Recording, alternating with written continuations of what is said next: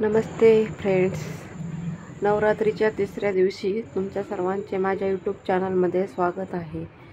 आज मी बनवणार आहे वरईचा उपमा।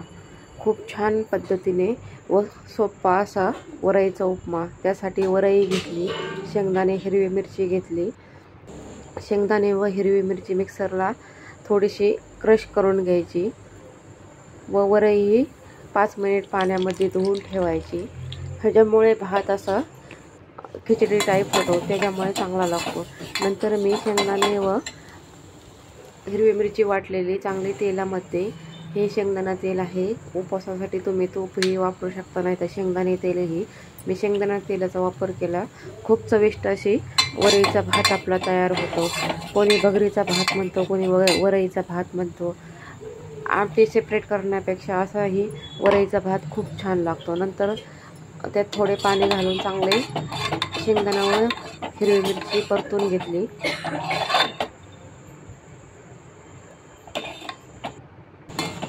चांगले परतल्यानंतर त्याच्यामध्ये धुतलेली वरई घालून घ्यायची।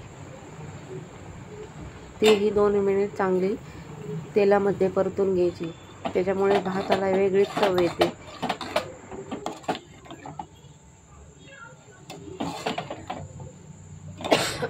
शेंगदाण्यामध्ये वरई चांगली परतून घ्यायची।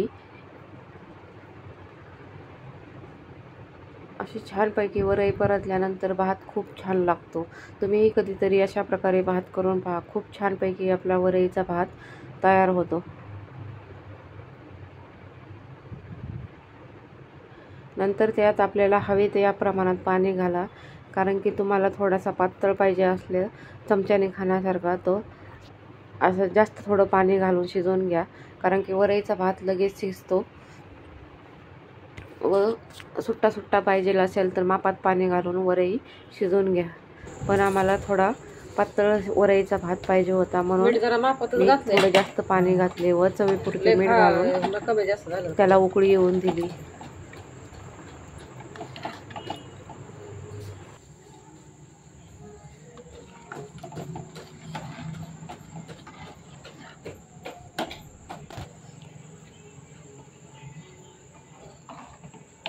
उकळी आल्यानंतर वरई कशी फुगायला लागली आहे। खूप छानपैकी भात आपला तयार होतो।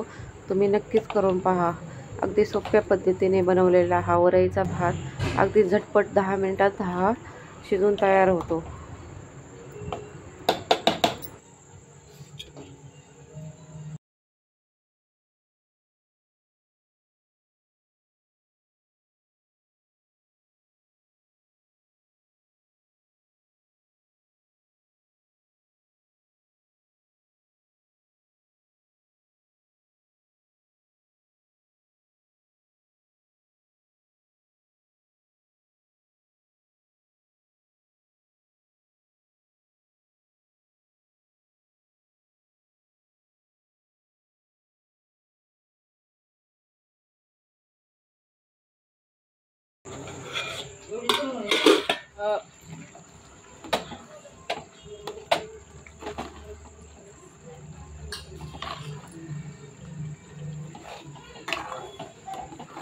कसा झाला आहे वरईचा भात उपमा, मला नक्कीच सांगा।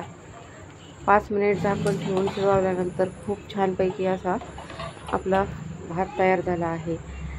काही काहींना सुट्टा भात असा घशात अडकतो, म्हणून ह्या पद्धतीने तुम्ही वरई करून पहा, खूप छान लागते। अगोदर देवीला नैवेद्य दाखवला व नंतर सासूबाईंनी व बाकीच्यांनी खाल्ला। अशा प्रकारे आपला वरईचा भात तयार झाला।